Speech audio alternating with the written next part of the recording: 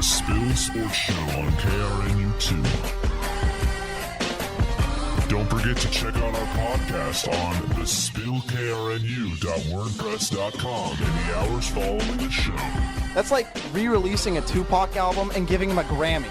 Now, live from Anderson Hall on the UNL campus, here's Matt Reynoldson, David Eickholt, and Scott Ayers.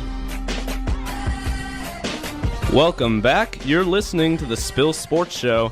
College football National Signing Day is only 5 days away, and it takes a true recruiting whiz to keep up with the spinning carousel. Well, we have one here on the Spill Sports Show right now as we welcome in Brandon Cavanaugh of Athlon Sports. Thanks for taking the time to come on, Brandon. True recruiting whiz.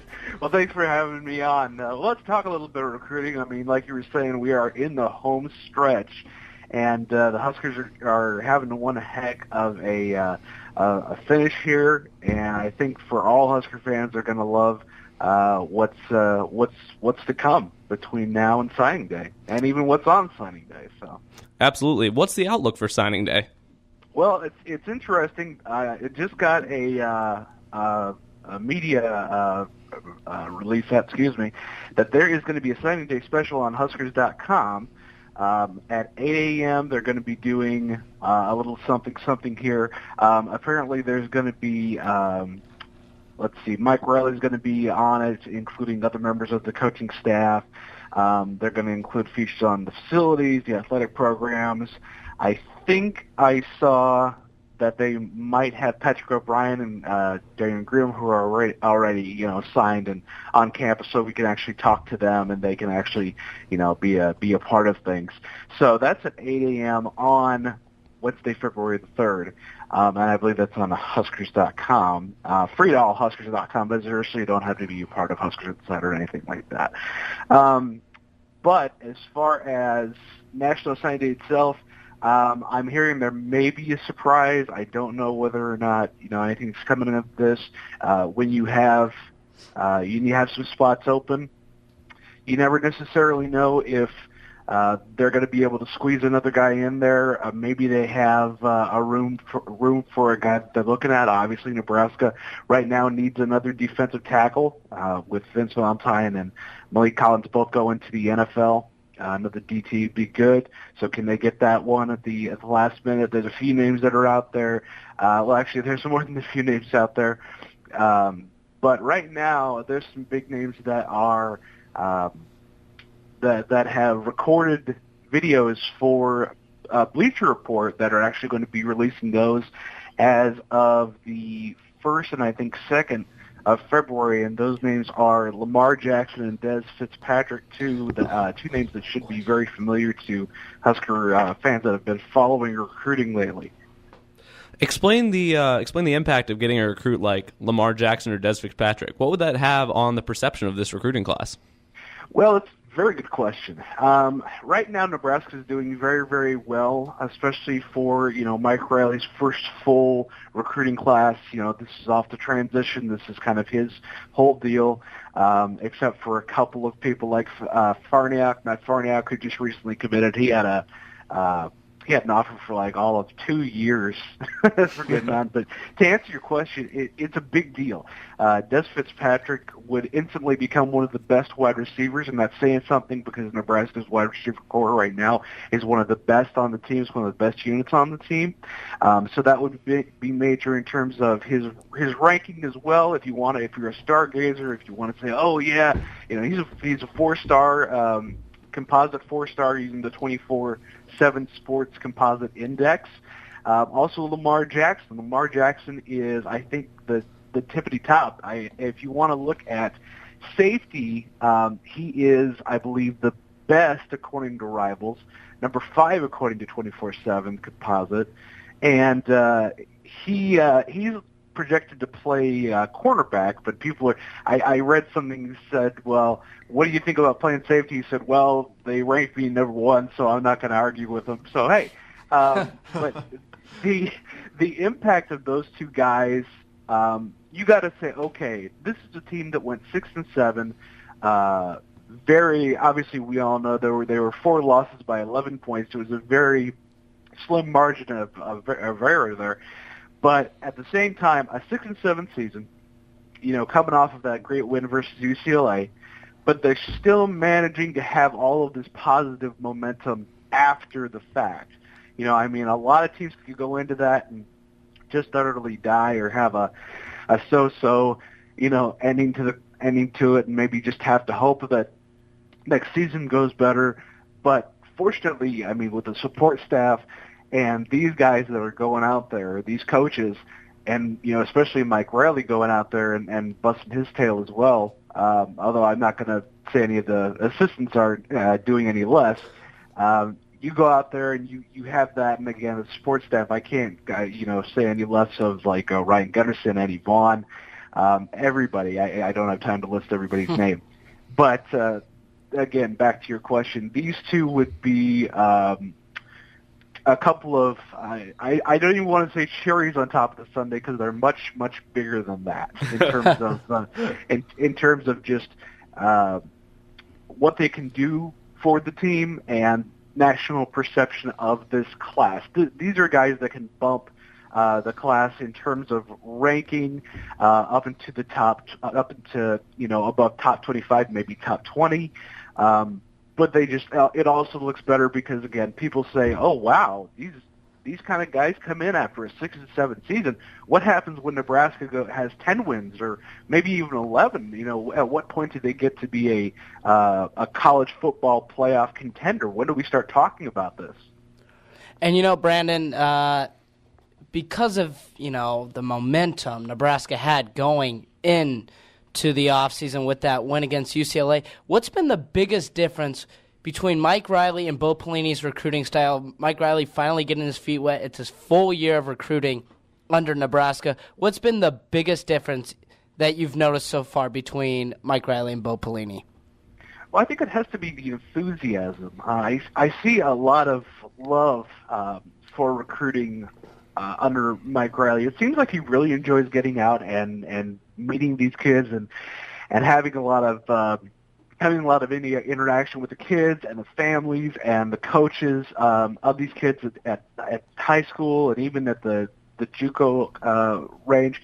And it's not just Mike though. It's also it goes down into his assistants, and then that goes down into the support staff like we were talking about. When you have that sort of excitement at all levels, it breeds positivity. And it starts up top with Mike, and Mike is just a very, as we've, I think, all seen, a very likable guy.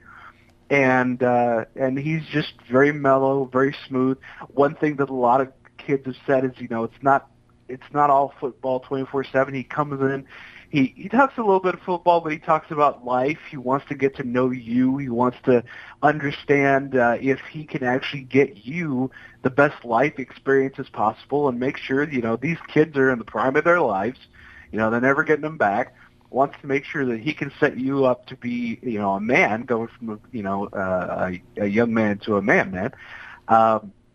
And I don't know that Bo actually did that. I think he went out and wanted to see, okay, I need this player, this type of player, this type of player, this type of player. These are the holes I have. Now I need to fill them. And I don't know that he necessarily went out looking for. I don't know that he necessarily had the list in terms of what he's looking for in a player that Riley does. But the key here, and this is something I want to underscore, is that Riley is looked at as one of the best talent evaluators in college football by his peers. So Bo, especially as a first-time head coach, not going to be anywhere near that. Whereas Riley, this is old hat. This is something that he's been doing. So, it's like having Kasparov playing, me in chess. So I think that's the major major difference there is just the amount of experience and knowing what it takes to take a team, from let's say that went 9-3 versus a team that went 6-7 and go on and having a good success, because Bo did have very well ranked classes, but at the same time, the evaluation wasn't that great. About half of these classes ended up leaving Lincoln. So the question is going to be, and this is something we won't be able to see for a little bit, but how many kids from these classes are going to stick around? And I think from what we've heard, everybody said, no, Lincoln's my town. This is my second home. So we'll see how many of these kids stick around versus Pelini's. Yeah, absolutely. And Brandon, let me ask you this. From your perspective, who's the most under-the-radar, hopefully, signee that's going to end up having a really good career at Nebraska? That's a very good question. You know, I've been thinking about it. I think it's interesting that you mentioned this because there's a lot of controversy over satellite camps. And Nebraska actually got a commitment because of their satellite camp. DiCaprio Boodle, if you recall his name, he is a cornerback. He's about 5'11", 175, out of Miami Southridge, Miami, Florida. And he's it wasn't a name. He's a name. I mean, DiCaprio Boodle. That's a pretty good name. That's an all-name name. But no, he's a quality guy. I mean, he's not ranked all that highly. You know, 24/7 has him as the 126th cornerback. In state for Florida, he's 198th. But at the same time, these guys had the opportunity to go down to Florida and to Miami, a very talent-rich area, of course, and they had the opportunity to basically run him through a camp. And they wouldn't have had that opportunity before. So I think this is a guy that they wouldn't have had the opportunity to see before, and they say, man, we've seen this guy. This is quality. And as a matter of fact, when he was in the camp itself, his was a name that came up on day one. So I think he's going to do well. He's been committed since July of early last year, and I think he'll do well. There's been a lot of controversy lately about the tight end Chase Allen, who's supposed to announce his commitment today. Do you think there's a recruiting rivalry brewing between Mike Riley and Jim Harbaugh? I think there's a little back and forth. I would say, well, it's funny you mentioned that because last year when the recruitment of Matt Snyder was going on, who, was choosing between Nebraska and Michigan, Mike Riley said I don't know if it was necessarily about this context, but he said something to the effect of recruiting against Harbaugh was quote-unquote fun, with a smile.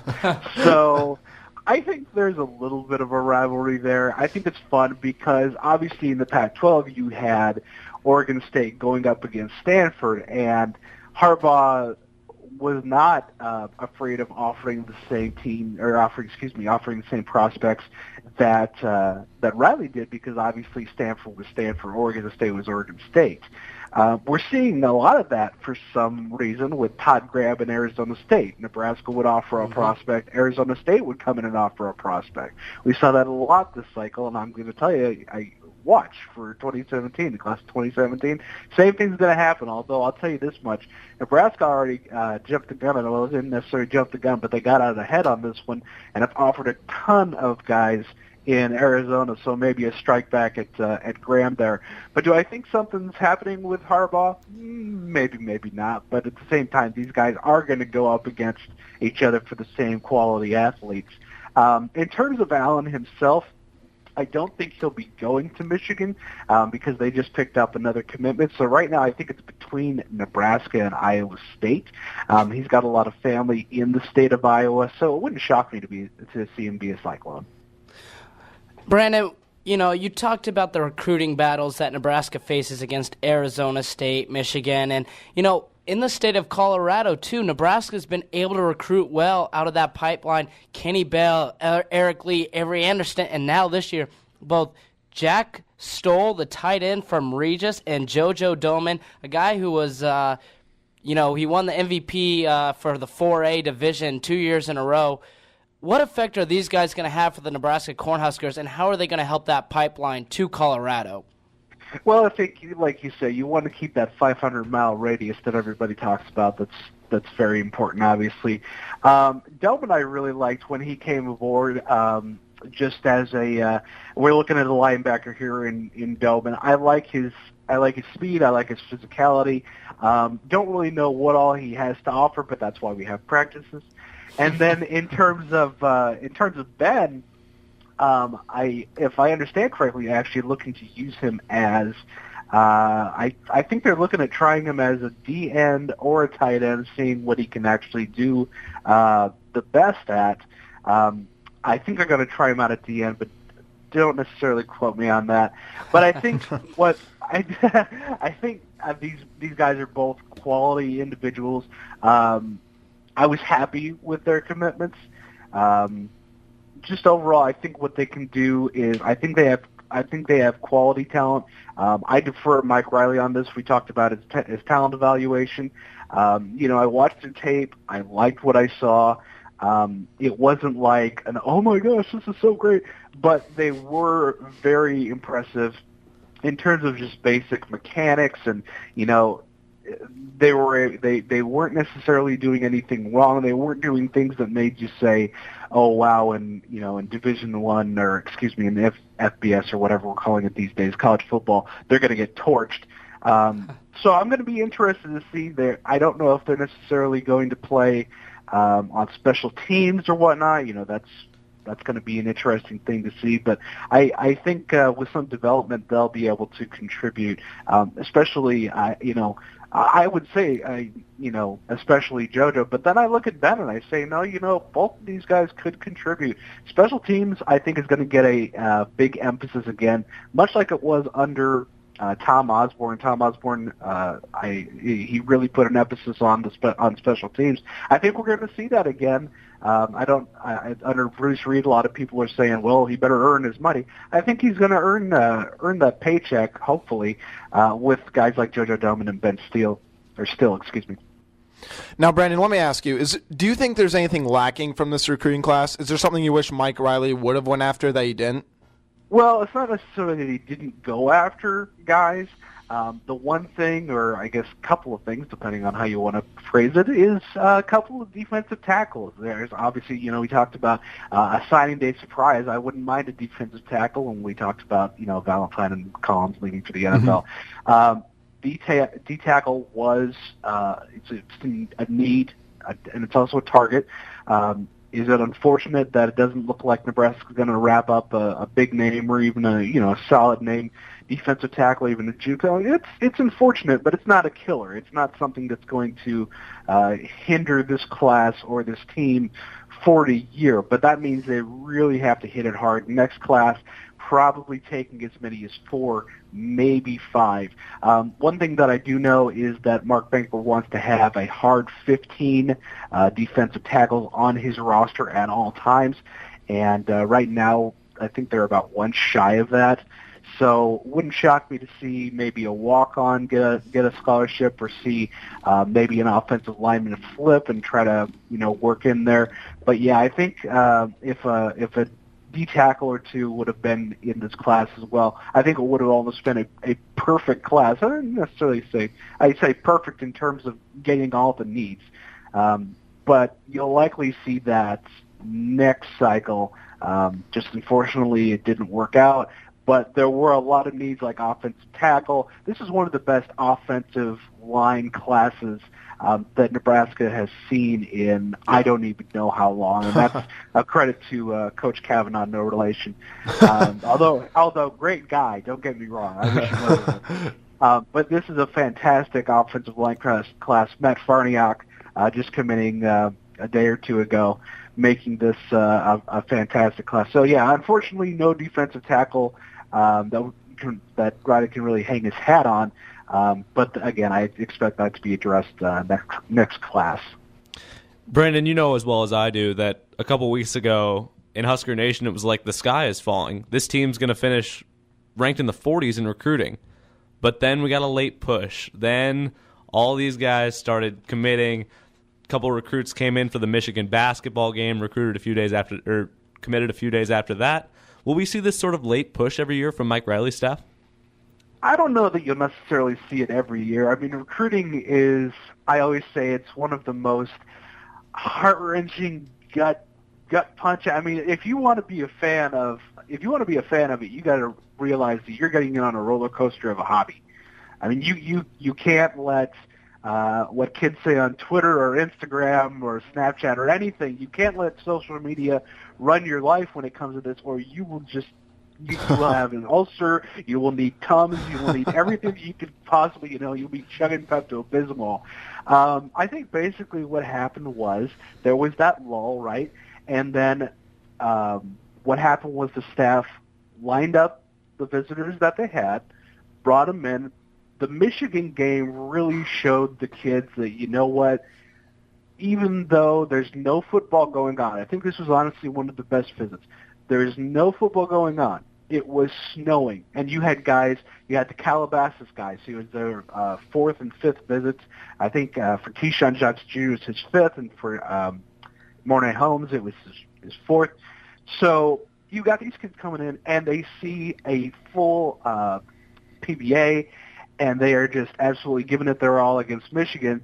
Obviously, ultimately lost, but to show that not only a town or a student body, but a state is behind them. You had a lot of guys there. I got a lot of guys that ended up committing, and I think a lot of guys that will end up committing out of that group that was there. When you can go in and you can sell, and this is another thing that I don't know that Bo could do as well as Mike Riley and his group can. When you can go in there and sell and close, especially, and say, okay, here's what we got. Here, we're setting things up perfectly. This is what we need from you. This is what, we can do for you. This is what you can do for us. I wouldn't necessarily expect that kind of a lull every single year, but you never know. Typically what happens is you'll have a number of commitments come out. I would expect between February and like June or July there to be, a decent amount of commitments. And then you've got like senior year starting and stuff like that. So there's usually a little skip there. And then you've got college football season, which that can be kind of bumpy, and bowl season can kind of kill things because there's a dead period and stuff there. But right now, from about January till now, is where we usually see a rush. So this is nothing new.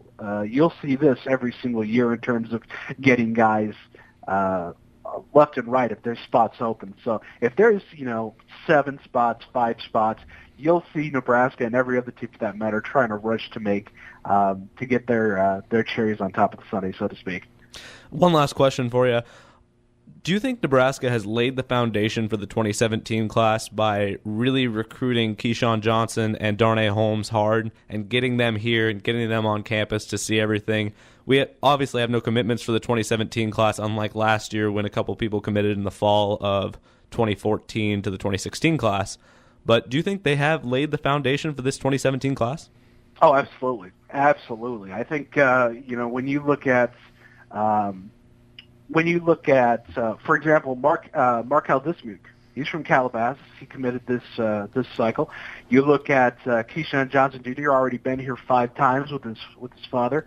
You look at Darnay Holmes, a 5-star recruit. He's been here 4 times. You look at Tristan Gebbia, who is the quarterback for Calabasas. He's been around, and Riley has really taken the shine. I honestly think, this is my personal opinion, don't take this as fact, but I think he might be the Pat O'Brien of next cycle. You've got a lot of Calabasas boys, and a lot of them are liking what Mike Riley is selling. Specifically, I think because you've got Keyshawn Johnson Sr. also saying, this is my boy. The relationship with Senior and Riley is I can't emphasize how big that is with this. Is it laying a foundation? Absolutely. And I think you'll see guys saying, wow, Keyshawn Johnson Jr. is going there. Wow, Tristan Gebbia, that Darnay Holmes, a 5-star, is going there. What is going on? And if Riley can turn things around and have a solid season, the schedule is looking to be a little difficult with like going to Wisconsin and playing Ohio State. And that Oregon game should be fun, though. I'll tell you that. That should be amazing.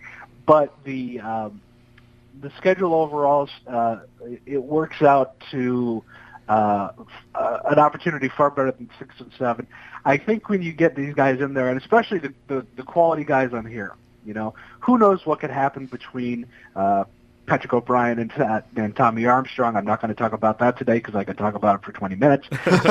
You don't necessarily know who these offensive linemen, if anybody's going to start, any of the cornerbacks, the tight ends. Although I guarantee you, some of these guys are going to start. That's just something you can expect of a Mike Riley offense, or Mike Riley recruiting classes. That a good chunk of these people, they're going to get their opportunity to start, and especially these offensive linemen. There's big need for some quality offensive linemen, some quality defensive backs. So once these guys start, once these guys come in and play, and they show off their stuff, and they show, okay, this is how we fit in the system. And then you get the Calabasas guys, if they end up committing, which apparently, you're stopping in 4 times or whatever, just kind of like Matt Farniak. He actually visited 9 times. I am not exaggerating. 9 times including his official visit. You're going to see, I think you're going to see something special. Let's just put it that way. Well, we'll see if all these recruits can make a significant impact in their first year. National Signing Day is all day Wednesday, February 3rd, and we'll see if Nebraska can land a couple more before everything wraps up. Brandon, thanks so much for coming on. Absolutely, and hey, feel free to follow me on Twitter at 8Laces, folks. Thanks for having me on. All right. Thank you. From the highlight of the college football offseason to the highlight of the pro football season, we'll talk Super Bowl next. All that and the Jordan Stevenson tweet of the week coming up on the Spill Sports Show. Stay with us.